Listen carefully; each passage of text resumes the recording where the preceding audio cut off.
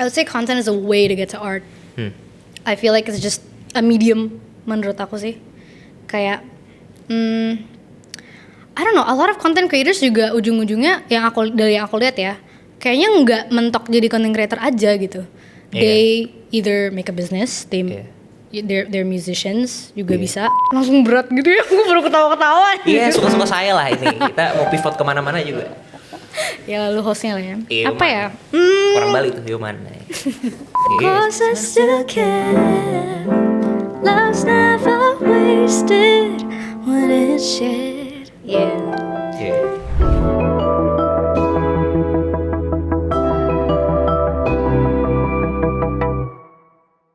Let's go. 1, 2, 1, 2, 3, 4. Siang malam buka LinkedIn, Job Street, Glassdoor, Indeed. Somebody should just tell her what to do. Tak lagi berumur kepala satu. Adegan dewasa masih kali pertama. Adegan dewasa masih ingin dimanja.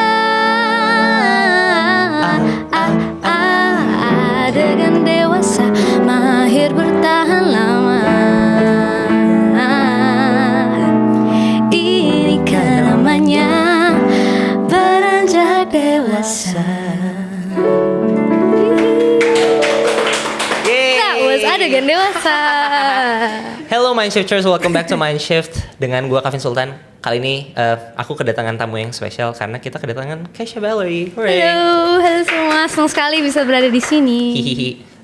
Kesha, won't you tell a bit about yourselves? Karena kayaknya kalau misalkan aku introduce tentang kamu, kayaknya kebanyakan orang juga udah tahu tentang kamu dan kayaknya lebih otentik kalau misalkan kamu sendiri. Silahkan. Boleh. Madep sini ya. Yuman. Halo semua, aku Kesha Valerie, biasa dipanggil Kesha. Mungkin dari teman-teman ada yang kenal aku dari konten sosial mediaku, baik vlog atau mungkin recently podcast Raditya Dika.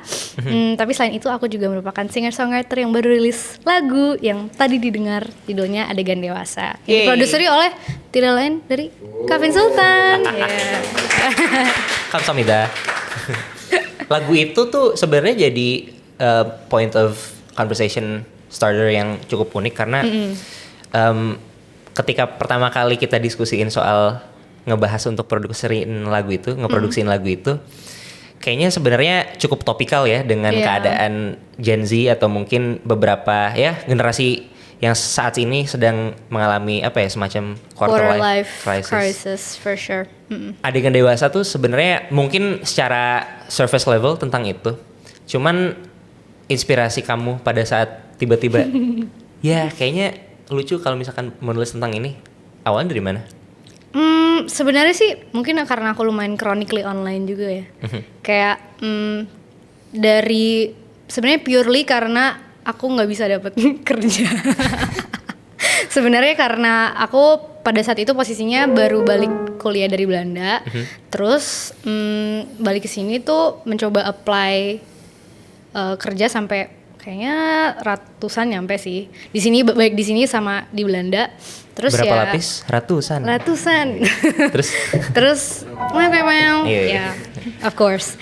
Terus pokoknya pada saat itu aku kayak nggak bisa dapat kerja dan kayak lumayan apa ya in distress sih pada saat itu, dan aku ngerasa kayak wow, ini namanya adulting tuh kayak gini gitu. Dan balik lagi ke point chronically online tadi, banyak lihat TikTok atau reels yang lewat tentang krisis yang di-share oleh teman-teman yang sebaya kita, seumuran kita gitu. Jadi aku kayak ngerasa mungkin aku nggak sendiri gitu di struggle adulting ini gitu. Balik lagi ke point adulting, terus jadinya kayak dewasa. Tapi aku ngerasa kayak di umurku yang ini nggak bisa dipanggil dewasa, jadi aku kayak merasa agak faking it gitu loh. Jadi ya jadilah adegan dewasa gitu. Masuk gitu akal sih.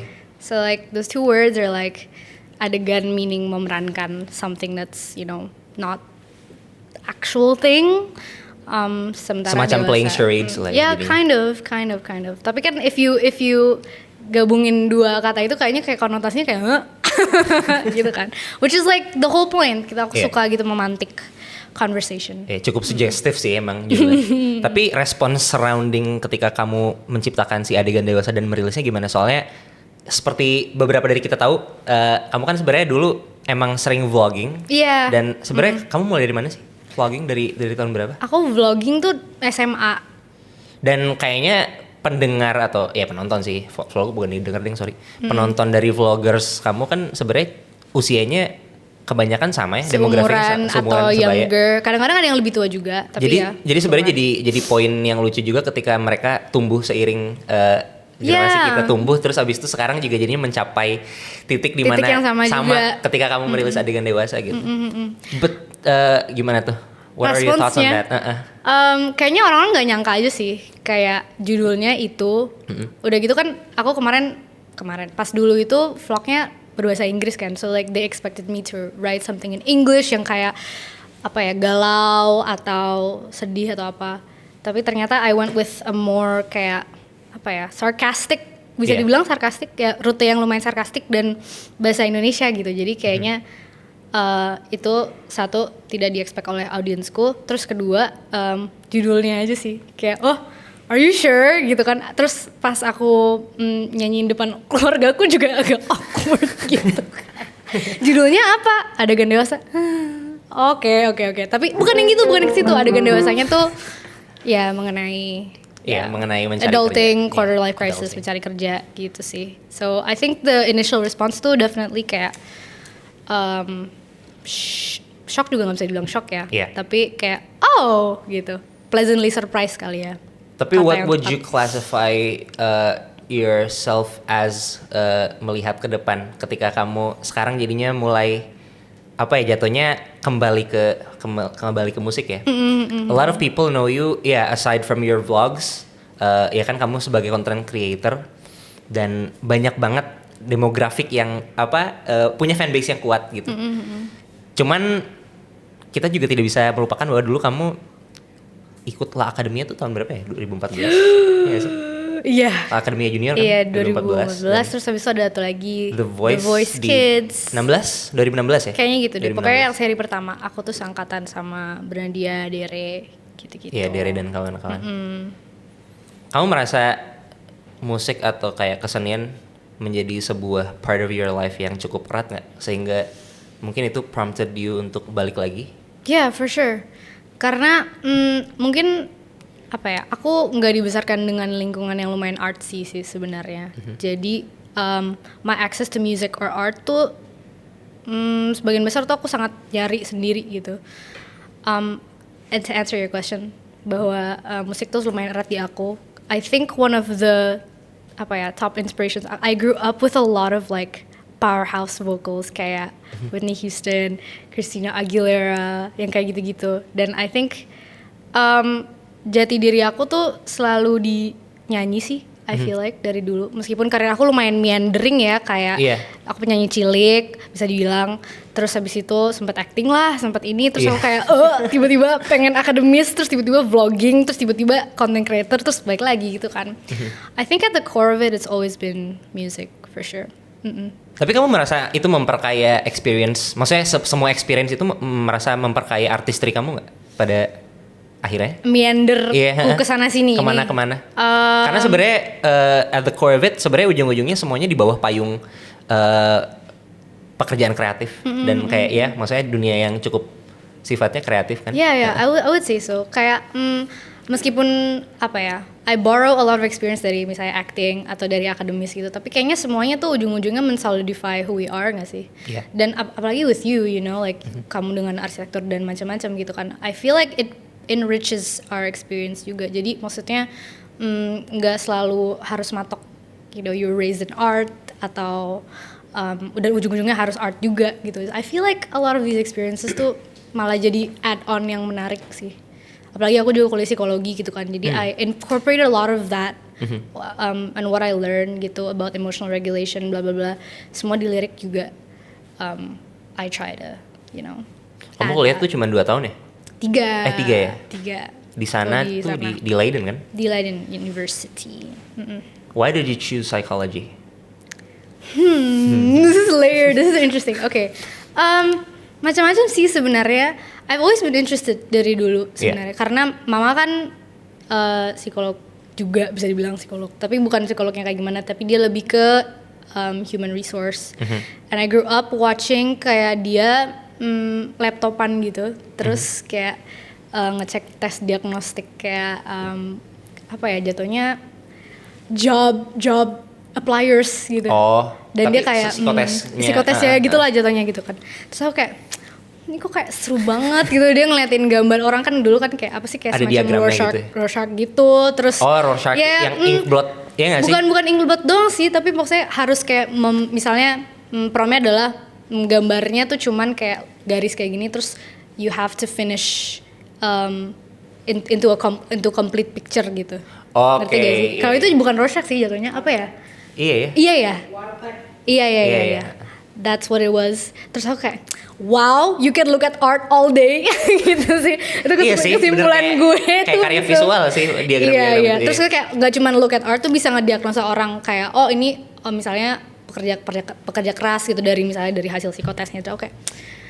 Aku bisa membaca orang dong gitu. Dari situ tuh mulai kayak mendalami aja sih. Terus I think with my experiences juga makin kesini di lingkungan sosialku tuh banyak yang ini klasik banget tapi kayak everyone in psychology tuh pernah ngalamin suka dicurhatin.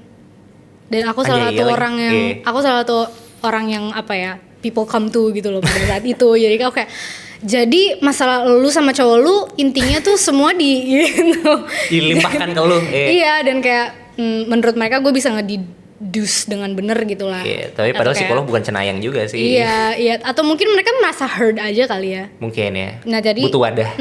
Nah dari situ tuh gue kepikiran kayak psikologi tuh bisa memfasilitasi kayak keinginan gue baik mau ke klinis kayak gue mau jadi terapis atau apa atau mungkin yang tes diagnostik kayak nyokap gue gitu kan. Jadi I thought it was a good major sih buat gue. Dan I mean in general kayak aku suka mempelajari tentang manusia aja sih. Dan skill setnya maksudnya sebagai soft skills bisa diterapkan di every line of work. Yeah, every line of work, benar-benar. Tapi kalau misalkan aku pengen tanya deh, ada nggak sih part of yourself, ngomongin the self nih jadinya gara-gara ngomongin psikologi, ada nggak sih the part of yourself yang kamu rasa belum tersampaikan nih kayaknya in the public eye? Ada sih. Mungkin kayak karena kan semua orang mengenal Kesha Valerie itu ya kalau nggak dari your work sebagai walaupun tenurnya sebentar ya di acting, kalau nggak dari vlog itu kayak demografi paling besar dan your work sebagai seorang content creator juga sekarang gitu. Kayaknya semua orang ya nggak sih guys selalu diasosiasikan seorang Kesha Valerie itu dengan Matcha dan Snoopy. Matcha dan Snoopy. Tapi di luar itu kira-kira apakah ada sisi lain yang mungkin orang lain belum kenali dan ingin kamu explore untuk coba disampaikan? I think aku mencoba explore itu dengan adegan dewasa sih, kayak more of my sarcastic side sedikit. Iya. Tapi kayaknya aku kayaknya belum di titik yang pengen vulnerable gitu with my art gitu. Kayaknya itu akan menjadi step selanjutnya yang menarik sih, kayak sesuatu yang lebih truthful dan lebih kayak comes from the heart gitu sih. Kayak itu seru. I think that's fun. And also mungkin karena vlog-vlog gitu ya, I feel like people are this is not my idea, bukan aku ya, tapi dari komentar-komentar yang aku dapat, kayaknya aku mendapat banyak komen tentang kayaknya you're very aspirational gitu, kayak orang-orang melihat aku sebagai sosok yang kayak kayak role model atau apa gitu, padahal kayak enggak gitu. Dan justru karena kamu kuliah di luar negeri nggak sih? Largely kayak maksudnya kebanyakan orang tuh look up to pengen aspek itu kali ya. Iya, dan jadinya maksudnya you're big in like apa ya, circle study tweet ya. Kalau gitu. Maksudnya di dalam Twitter kan pasti punya subkulturnya masing-masing dan di sosial media lainnya. Tapi you were saying gimana? Ada aspek itu sama kayak mungkin circle sosial aku juga. Yang aku vlogin semua itu kan apa, you get like a glimpse of my friends dan segala macam. Jadi mereka ngeliat aku kayak you're always so happy, bubbly gitu. Tapi mungkin sisi yang belum aku tunjukkan adalah tadi ya more of that sarcastic side, something more lebih rapuh aja sih, kayak seru kita bikin lagu yang kayak lebih apa ya, truthful. Ya lebih manusiawi. Lebih manusiawi. Lebih mentah, lebih Dan rapi. itu yang aku coba lakukan dengan adegan dewasa juga sih, kayak trying to humanize sosok aku, persona aku, kind of. Maybe mungkin dengan medium vlog juga yang memang tentunya heavily edited. Walaupun sebenarnya aku tahu kamu juga nggak terlalu se tak banget juga sih. Emang lebih ke nyantai aja juga vlogsnya. Cuman pasti ada layer of sugarcoating yang mungkin orang bisa tangkap sebagai oh itu mungkin citra yang I aspire to be dan lain sebagainya. Jadi mungkin maybe that's why kamu menjadi role model yang secara positif ya bagus lah jadinya. Iya. I think so. Sense. Hopefully. Doakan saja. Kamu lagi sering dengerin apa? Hari ini musik. Sebenarnya sih seperti semua perempuan seumuranku. Apa tuh? Olivia Dean. But also gimana? Cause I still care.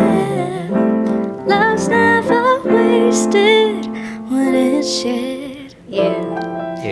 And there's also another one, tapi tetap di ranah yang sama sih, tetap ranah soul-soulan gitu. Soleh dan soleha, musik-musik religi. apa lagi? Sorry. Apa lagi? Apa ya? Ada KD Tupper, pernah denger gak? Belum. Dia tuh apa ya ngomongnya, timbre atau timbre? I don't know. How do you say it? Timbre. Pokoknya tone vokalnya tuh menurut gue warna suaranya tuh timbre. Unik banget karena dia I'm into a lot of alto singers lately. Kayak Olivia kan lumayan alto. Iya, suaranya nggak yang kayak powerhouse the one that I grew up with gitu. Kayak Whitney dan lain-lain. Whitney dan Christina dan lain-lain. Kayak more chill. KD Tupper's great. Dia alto yang beneran kayak no we're going to lose kayak gitu-gitu ngerti nggak sih kayak berat gitu. Kayak Anggun nggak sih kalau di sini? Jatuhnya iya ya. Tapi dia masih lebih kayak power sih. Dia masih kayak gitu kan. Dia masih ada meraung-raungnya tuh ada gitu. Apalagi ya?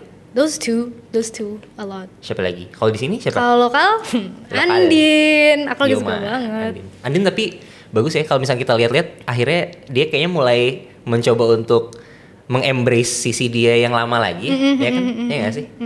Kayak banyak apa ya? Dia akhir-akhir ini juga banyak diundang ke festival-festival yang mengharuskan dia membawakan lagu-lagu dari tahun 2000-an, lagu-lagu rilisannya dia dari tahun 2000-an. Salah satunya album Kinanti yang aku sangat suka dan masih replay sampai sekarang. Aku suka banget sih kalau Andin. Gimana sih lagi? Berbagi semua kisah, canda tawa serta ceria, rajut air mata dalam duka, kita masih bersama. Oh, yeah. Andin. Itu idola aku banget sih. Andin. I love her. She's great. She's awesome. Her fashion's awesome. Menurut aku dia sangat kayak apa ya? Y2K banget gak sih? Iya, tapi maksudnya untuk seorang diva gitu, aku sangat meng-admire dia karena dia masih bisa relevan di era digital. Era kita gitu. Era sekarang. Like our generation gitu. Dan storytellingnya dia juga di social media kayak she's cool. Do you ever feel like you're feeling burnt out gitu? Kalau misalkan ngomongin ya dengan social mediaan. Terutama itu juga line of work kamu sekarang sebenarnya salah satu yang utama jadinya dari situ. Iya banget lagi ngalamin juga lagi. Oh gitu. parah. Makanya ngerilis lagu adegan dewasa juga. Iya. I mean it all gets lumped into one. I feel like semua kayak quarter life crisis kita sebagai Gen Z dan kebingungan kita menavigasi dunia dewasa ini tuh. Plus tantangan digital tuh kayak ini balance yang gimana gitu kan. Tapi kamu ngerasa ya maksudnya sebenarnya aku pengen nanya soal perbedaan format nih. Ketika vlogging kamu merasa bisa lebih loose ya tentu ya karena memang perbedaan format juga ketimbang ketika kalau misalkan kita membuat short form content. Yeah, for like your work as a content creator. Cuman menurut kamu ada hurdle yang lebih undergirding lagi nggak di bawah itu? Kayak tantangan yang lebih dalam dari apa? Vlog versus short content gitu. Dalam apa? Short content dulu atau vlog? In both. In both. Tantangannya, kayaknya kalau short content tuh tantangannya short form itu kayak reels dan lain-lain tuh. You can't really show much of yourself. Iya, dan Less about that karena aku selalu kayak I come to make short form content by cover atau vlog atau apapun dengan mindset bahwa kayak how do I keep audiensku engaged gitu. Jadi kayak meminimize kayak cut atau kayak membuat sesuatu lebih membuat kayak my speech lebih lebih pendek atau lebih padat jadi kayak ngomongnya cepet gitu misalnya. Jadi ada selalu voice over yang jadinya. Iya, jadi kayak trying to kayak coba ngakalin shortcutnya biar tetap engagement tetap menarik, videonya tetap menarik tuh lumayan menantang ya dalam kayak short form of time, a short amount of time gitu sih. Kalau misalnya vlog sih tantangannya adalah ngeditnya. Karena itu semua aku lakukan sendiri. Kayaknya warga-wargi di belakang kamera ini juga kayaknya paham ya. Karena itu semua aku ngedit sendiri, nggak ada tim juga karena aku indie guys. Indie. Tapi lebih ke prinsip kayak pengen otentik aja sih. Kayaknya audiensku juga mencari itu ya. Dan justru kayak mereka kayak nanya, ini editnya pakai apa? Karena yang ngalamin gue gitu. Jadi dan yang ngerjain gue gitu. Jadi aku bisa ngasih tips juga dan menariknya sih di situ tapi capeknya adalah labornya. Karena aku ngedit bisa 3 hari gitu. Untuk vlog 15 menit tuh bisa 3 hari. Itu juga kayak kalau nggak males gitu kan. Kalau males bisa 2 minggu gitu. Bisa 4 minggu, bisa 3 bulan, bisa 6 bulan gitu. Jadi kayak I think that sih kayak managing like a timeline and everything itu sih. How would you think kamu bisa carve a space atau membuat suatu relung gitu di dalam lanskap digital sekarang gitu? Ini talking about both ya, either short form or long form. Tapi pokoknya citra dan image kamu sebagai diri kamu gitu. How would you think orang-orang bisa implementasikan apa yang mungkin telah kamu implementasikan dalam mencari atau fine tuning sesuatu yang ini kayaknya aku banget nih. Dan kayak bisa mulai mengeluarkan sisi autentik mereka gitu, sebagai mereka banget gitu. So ini yang kau minta dari aku adalah tips atau gimana? Terserah, kamu mau sharing, mau tips, karena sebenarnya pengalaman kamu juga. Iya. Bisa. Tapi klise banget kalau aku bilang just be yourself gitu kan. Nah itu sebenarnya klise banget ya. Iya. Karena kayak kalau ada kamera tuh nggak mungkin. Aku sebenarnya diam-diam mencari jawaban yang bukan itu sih dari kamu. Kan? Mencoba menggali yang bukan itu. Apa ya? I don't know. Karena it's something I'm trying to cultivate ulang. Karena I experience like bouts of time yang dimana aku kayak produktif banget tiap minggu upload sesuatu terus habis itu hilang. Saya juga kayak gitu. Ngalamin kan? I don't know, it's like such a creative thing to do. Although nggak bisa dimaklumin juga ya kalau misalnya mau dijadiin sebagai mata pencarian.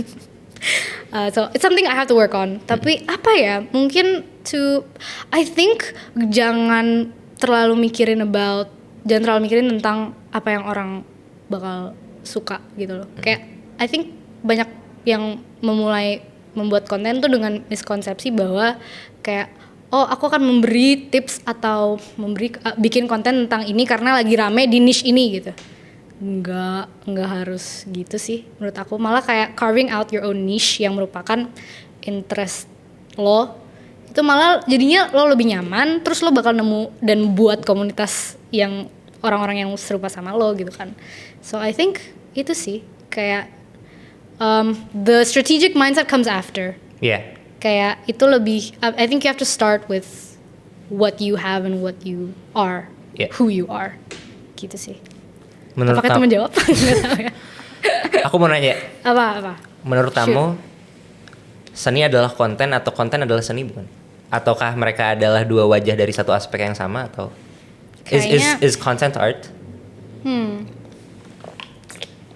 I would say content is a way to get to art. I feel like it's just a medium menurut aku sih. Kayak I don't know, a lot of content creators juga ujung-ujungnya dari yang aku lihat ya, kayaknya nggak mentok jadi content creator aja gitu. They either make a business, they're musicians juga bisa kayak gue, rute yang gue ambil gitu. Ujung-ujungnya juga ada yang bikin, I know someone who's trying to publish a book gitu kan.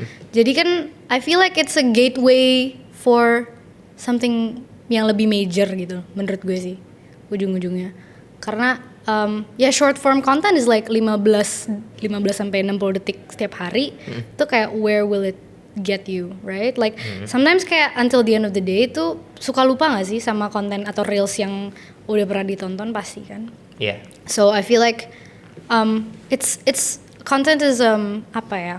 Just a medium, just a gateway to art or karya yang lebih apa ya, broad lagi. Apakah itu menjawab broad? Ya nggak sih? Iya, lebih lebar lagi. Ya, ujung-ujungnya lebar, semuanya luas. hanya menjadi platform. Ya, medium. Menjadi platform. Mungkin Bener, itu kata that's a tepat better sih. word. Iya. I think platform. That's what it is. Iya, untuk mengumpulkan orang-orang yang kayak would be interested in what you put out. Are there any other platforms yang pengen kamu explore di masa depan? Apa ya? I think di luar konten, di luar digital nih. In every aspect. Kira-kira Kayaknya seru bikin buku deh. pengen bikin buku. Iya. Atau Kamu kayak emang senang nulis kan sebenarnya? aku senang nulis, aku suka baca juga. Kayak I think being like making a book is fun, of like prose gitu. Jadi not necessarily poem sih, tapi kayak short form writing seru. Atau novel juga menarik, tapi kayaknya kalau novel harus lebih membenahi diriku lagi sih.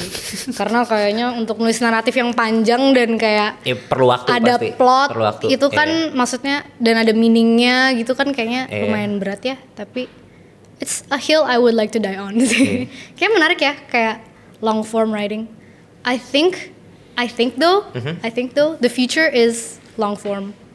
Bakal kembali lagi? Kayaknya iya deh. Aku udah melihat bukan necessarily long form, something more human and real dan membutuhkan effort dan attention span gitu. Yang aku lihat sih makin ke situ ya.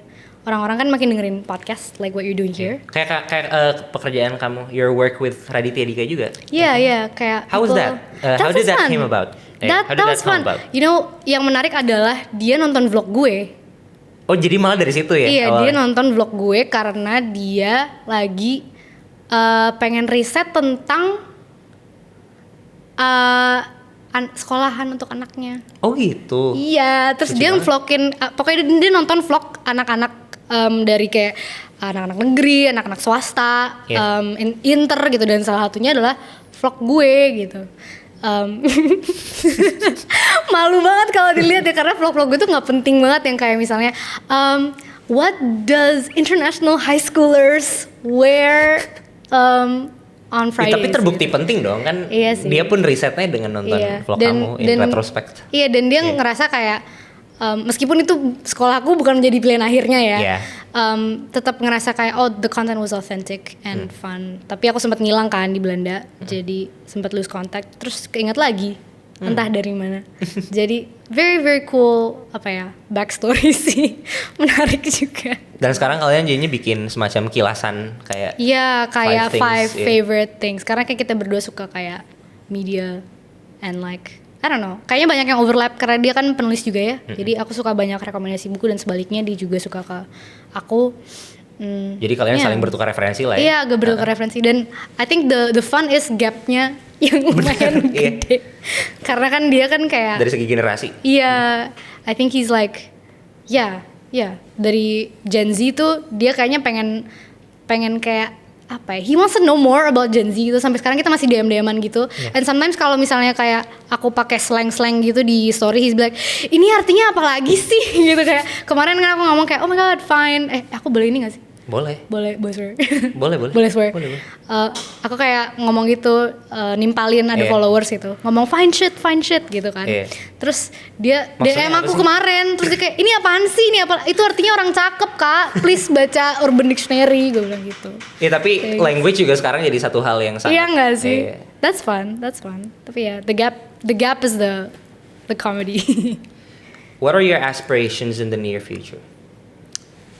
Langsung berat gitu ya, gue baru ketawa-ketawa. Iya, suka-suka saya lah ini. Kita mau pivot kemana-mana juga. Ya lalu hostnya lah ya. Iya, Apa Yoman. ya? Orang Bali tuh, Yoman. My aspirations, I think I want to make like a 10-track album. That would be so cool. Album. Kayak Pengen bikin- fokus di musik dulu kali ya? Iya kali ya, kayak pengen bikin body of work. Mungkin untuk di near future aku masih harus ngerampungin karya-karya aku lagi ya. Tapi untuk kayak near future maybe an EP, that would be fun. bikin. Kamu ngerasa kewalahan nggak dengan semua ketertarikan kamu yang sebenarnya mungkin cukup beririsan tapi kayaknya menarik untuk satu persatu di develop juga? Ini kayaknya lu nanya buat diri sendiri. Iya. I think iya lagi. Iya nggak sih? Iya gak sih? Kayak kita banyak apa ya, multidisiplinary. Yoi, itu bahasa gitu. kerennya. Iya itu bahasa. Padahal mah debler. Ya, jadinya inconsistent gitu gak sih? Tidak konsisten. Jadinya. Ya, but I mean di enjoy aja, Bray. Nggak pantas sih kalau kayak gitu. Iya nggak pantas kamu jadi ngabers. Iya nggak pantas. Susah. Serius. Jawabannya apa? Jawabannya apa? Apa ya?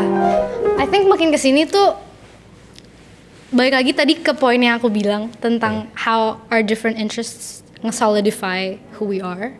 Kayak lebih ke makin kita bisa embrace fakta itu, kayak makin nyaman kita berkarya nggak sih?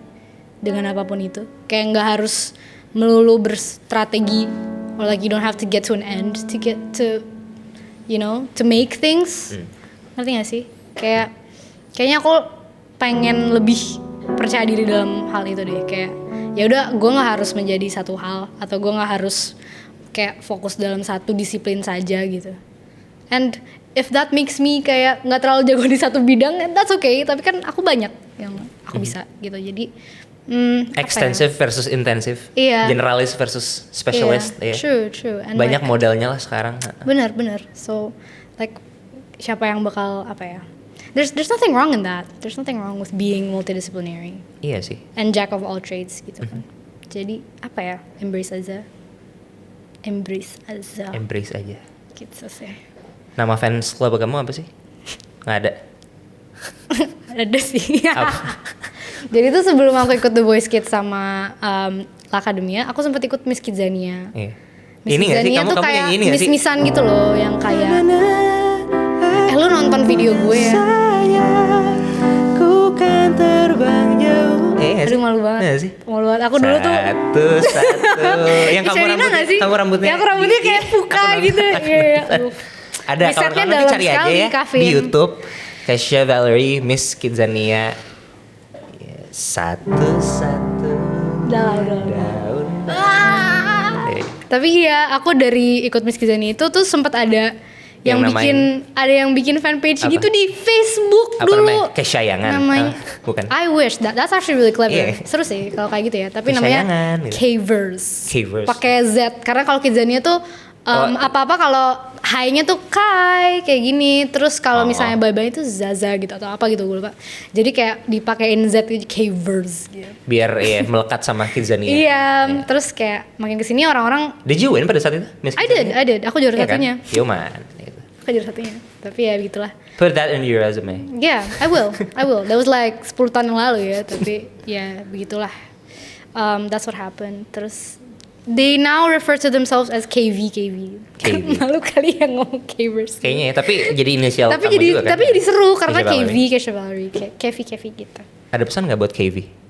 Hello. Buat para KV yang ingin berkarya, yang ingin menjadi seorang generalis karena mungkin bingung gitu mau spesialis tapi nggak bisa gitu. Apa ya? Any insights? Hi KV. Aku kembali lagi berkarya nih setelah vakum sedekade gitu kan. Mungkin apa ya? My advice is gas gitu. Bukan GWS, itu tau gak sih GIF Ahmad Dhani yang GWS gitu kan. Tapi gue gas gitu kan. Kembali di sini semua menua rindu membasuh perih. Udah segitu aja, ntar kena royalti soalnya. Any last words for other KVs? Any last words? Make me sound like I'm gonna die. Apa ya? Tetaplah menyisihkan waktu untuk creative endeavors. Meskipun kayak lo mau kerja kantoran atau kerja lo serius banget, kayak apa ya? Mungkin tips atau apa ya? Sesuatu yang aku lagi mencoba implementasikan in my day to day adalah menyisihkan waktu untuk play atau creative time atau untuk whimsy atau untuk kayak mencari apa ya, mencari kayak little things in life yang seru gitu, bak anak kecil gitu. Ngerti nggak sih, kayak baik kayak you don't have to be creative, you don't have to be like jago gambar atau jago nulis atau kayak gimana, kayak sesimpel jalan-jalan deket rumah terus ngeliat kayak ada putri malu, ih lucu. I think that's like a fun exercise to like menjaga diri agar tetap waras di dunia gonjang-ganjing dunia ini. Gitu sih kayaknya itu adalah salah satu hal yang aku coba terapkan juga. Oh, that's wonderful. Terima kasih Kesha Valerie. Yay. Thank you. Jadi kembalikanlah sifat inner child kita mungkin ya. Betul, childlike whimsy itu. Yoi. So that's it, mind shifters. Mungkin kita lupa dengan diri kita sendiri. Kita lose ourselves ketika kita sudah terlalu fokus dengan maybe our line of work. Mungkin pekerjaan-pekerjaan lain yang mungkin membebani kita gonjang-ganjing dunia kalau tadi kata Kesha Valerie. Tapi jangan lupa bahwa sejatinya kita juga perlu menyisihkan waktu untuk diri kita sendiri. Itu adalah poin yang sangat penting untuk creative endeavor kita, untuk project-project kreatif kita, untuk hobi kita juga yang tidak mesti termonetisasi juga. Betul. Ya kan? Jangan lupa untuk have fun. So, stay healthy and have fun. We'll come back to Mind Shift nanti di episode selanjutnya. Dadah! Give me some. Yo man. Give me some. Dikit-dikit lah. Satu part aja udah.